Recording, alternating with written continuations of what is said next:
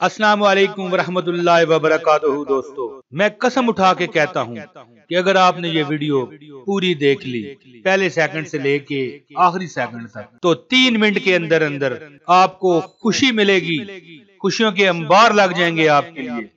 लेकिन शर्त यह है कि वीडियो लाइक कीजिए, चैनल सब्सक्राइब कीजिए और इस वीडियो को पूरा देखिए, पहले सेकंड से लेके आखिरी सेकंड तक ऑनलाइन। टक टक टक टक टक टक टक टक टक आओ।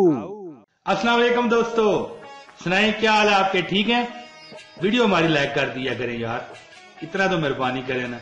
अच्छा, बात यह है कि अगर आप सही शख्स से शादी करते हो तो आपको जिंदगी का हर दिन खुशियों भरा दिन लगेगा, और अगर आप किसी गलत बंदे से शादी कर बैठते हो तो फिर तो आपको हर दिन योमे शोहदाए कश्मीरी लगना है ना। तो अगर आप किसी सुस्त या निकम्मे बंदे से शादी कर लोगे तो आपको हर दिन 1 मई योमे मजदूर लगेगा।